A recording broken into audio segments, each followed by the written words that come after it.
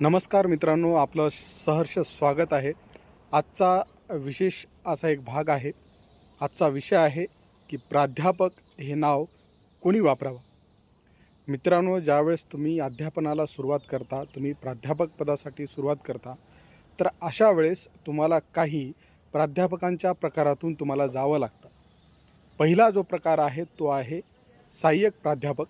यामध्ये सुरुवातीची पायरी असते. मी थोडक्यात सांगतो मित्रांनो, याची व्याख्या जी आहे ती फार मोठी आहे.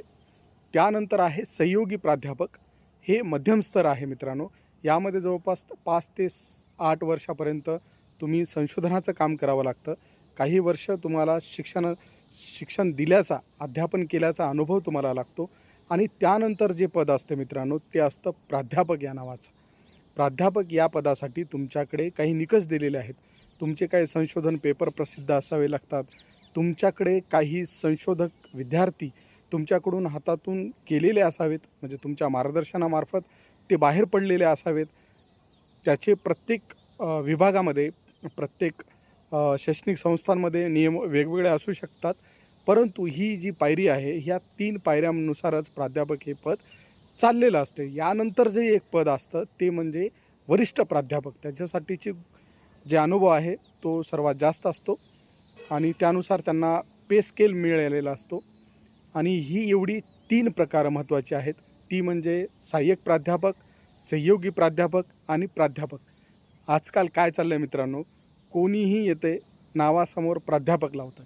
मुळात प्राध्यापक नावाचा अपमान कोणीही करू नये.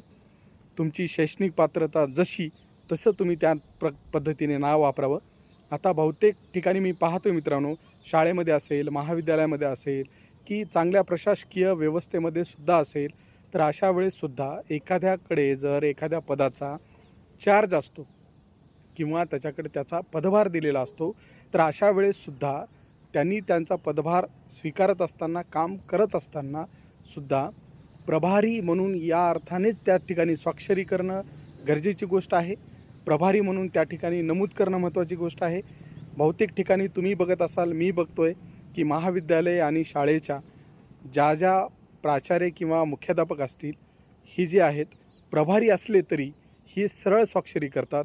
त्याच्या आजूबाजूला कुठेही प्रभारी असा शब्द वापरत नाही. मित्रांनो, हा शब्द वापरा आणि तुमच्या शैक्षणिक पात्रतेनुसार तुम्ही तुमच्या नावाच्या समोर प्राध्यापक हे नाव लावा.